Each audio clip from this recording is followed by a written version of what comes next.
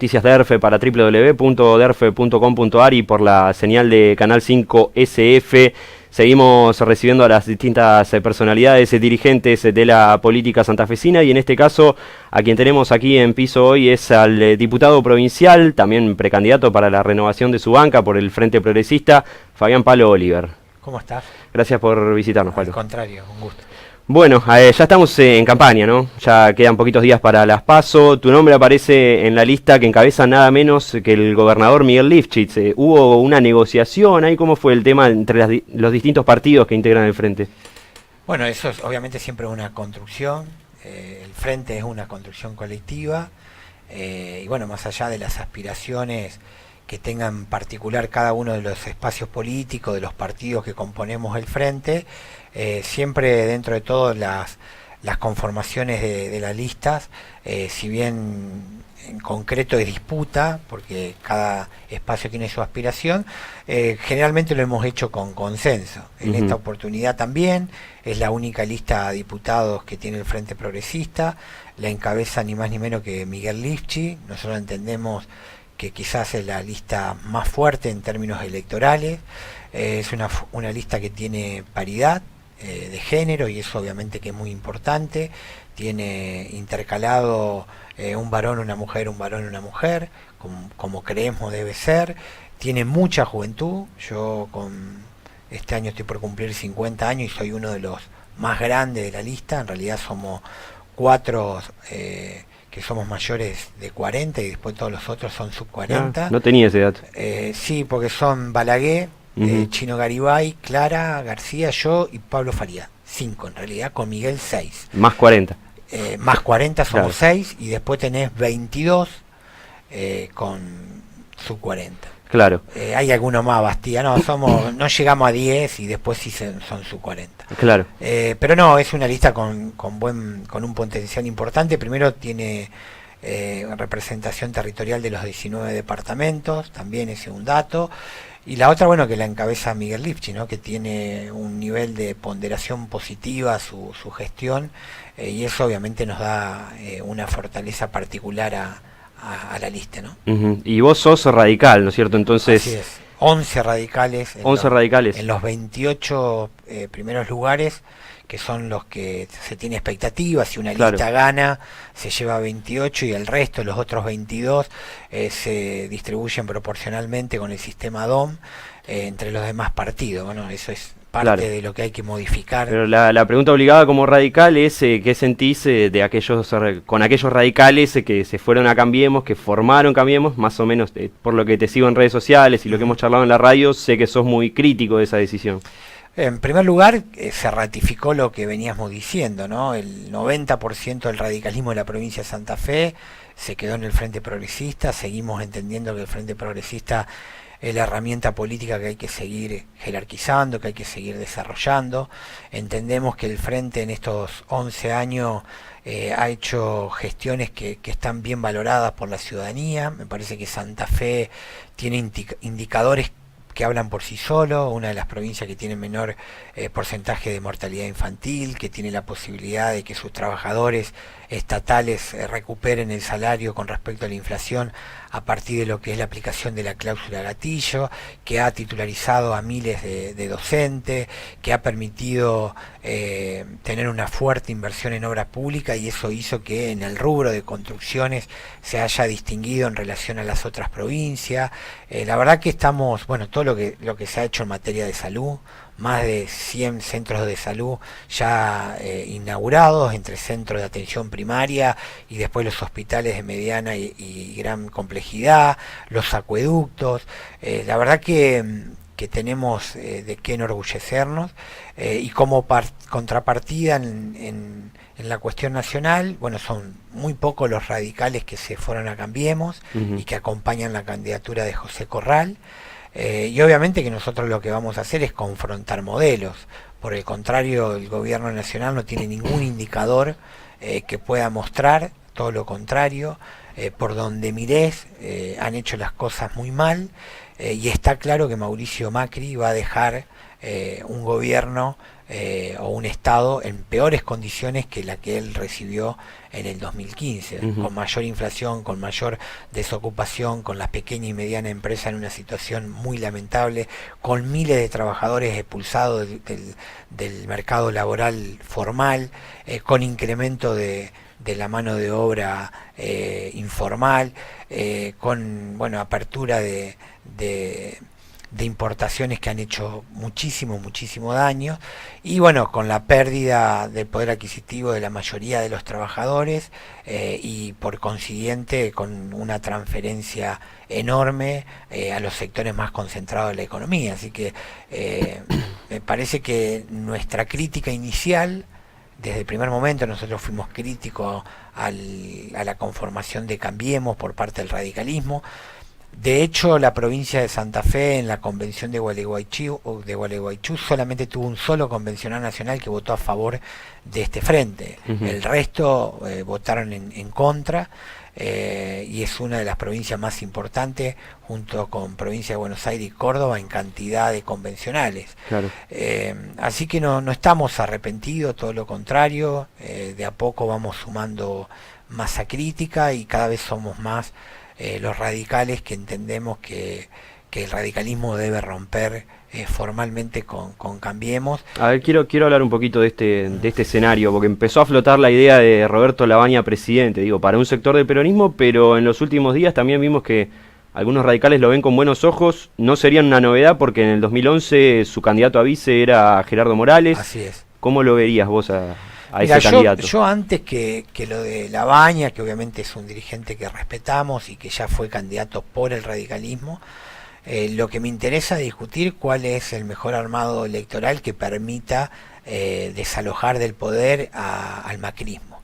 Hay que tener mucho cuidado, y me parece que los sectores opositores a Macri deben tener la inteligencia, la generosidad suficiente para entender que lo que se está jugando es muy grande, es la recuperación de la patria, y para eso hay que tener cuidado. Si Lavagna es una opción que pueda permitir llegar a una segunda vuelta, bienvenido sea. Si Lavagna es un candidato que pueda llegar a unificar a los sectores opositores al macrismo, incluyo ahí inclusive a Unidad Ciudadana, bienvenido sea. Creo que todos tienen que ser muy generosos, los peronistas federales, el socialismo, los sectores del radicalismo que estemos dispuestos a romper con Cambiemos, y también el propio Lavagna y la propia Cristina, digamos. A ver si te puedo incomodar con esto. En 2015, ¿era Macri o Scioli tu preferencia? No era Macri. No era Macri, bueno. No voté por Macri. Y tampoco creo que haya que votar en blanco. Yo creo que lo que Argentina tiene que acostumbrarse es entendible porque fue la primera vez que hubo balotaje. Claro. Pero lo que hay que entender, y por eso no hay que demonizar, yo en ese momento decía, yo estoy optando, no estoy eligiendo. Claro. Yo elegí cuando elegí el candidato a presidente en primera vuelta, en las internas y después en primera vuelta. Ahí tuve la opción de elegir de acuerdo a una oferta electoral. Cuando vos tenés un balotaje, vos elegís si tu candidato inicial llegó al balotaje. Y si no, optá. Y yo entre Macri y Scioli, yo opté. Lo mismo digo ahora. Y eso lo he hablado hasta con algunos que estamos muy entusiasmados en este armado alternativo al macrismo. Si nosotros llegamos a segunda vuelta, bienvenido sea. Pero si no se llega a segunda vuelta, no se le puede dar plantear la libertad de acción, porque los balotajes funcionan como los sistemas parlamentarios. Nosotros porque no estamos acostumbrados, pero los sistemas parlamentarios funcionan de forma tal que el tercer candidato, la tercera propuesta más votado, termina acordando de los dos candidatos que puedan tener posibilidades, con el que tengan mayores coincidencias, inclusive hasta pueden imponer desde ese lugar política de estados que la acuerden con alguno de esos candidatos y después se le da el apoyo. Bueno, así funciona el sistema parlamentario y así debe funcionar el balotaje. Con esto, ¿qué quiero decir? Que lo de Lavagna tiene valor, si sabemos hacia qué camino vamos. Claro. Si la baña llega al balotaje, bienvenido sea, pero si no llega, hay que realmente tener muy claro que no se puede acordar con Macri, porque sería realmente un error y sería consolidar la posibilidad de seguir deteriorando la situación del país, ¿no? De la pequeña y de mediana empresa, de los laburantes, de los jubilados. Realmente esa es la discusión que creo que tenemos que dar antes de discutir nombres propios. Última pregunta, Pablo, acá en la provincia de Santa Fe, bajando de nuevo. Tema tarifazos. Estamos agobiados, tenemos el agua, no sé si al cuello, un poquito más arriba todavía, con lo que llega de la EPE, de gas, de agua, etcétera.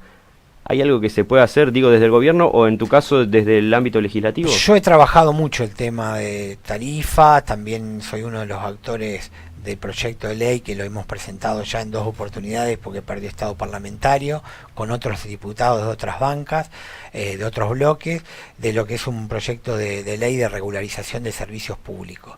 Nuestra responsabilidad en la provincia es la energía. Está claro que los mayores incrementos tienen que ver básicamente con el costo de la energía mayorista, a partir de la quita de subsidio y de la decisión que tomó el gobierno macrista, que fue una de las primeras medidas más reprochables y más polémicas.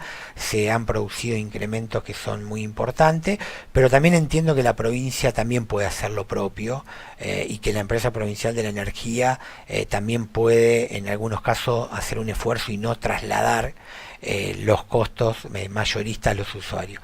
Pero también estoy dispuesto a dar la discusión y no ser hipócrita. Algunos plantean de que la empresa provincial de la energía tiene un gran costo de personal, etcétera, etcétera, y esa no es la discusión. La discusión es, o será, en todo caso, puede ser parte de la discusión, pero no es el problema central. El problema central que tenemos en Argentina es que el macrismo no está dispuesto a discutir un sistema de subsidio. Y en todo el mundo, inclusive en el primer mundo, en los países desarrollados, se subsidia. ¿Por qué? Porque básicamente esos servicios tienen que ser universales, tienen que llegar a todos los sectores de la población, y más en países emergentes, en países subdesarrollados como los nuestros. Ni hablar en un país como el que está dejando Cambiemos, con los índices de pobreza que está dejando, con los índices de desocupación, subocupación.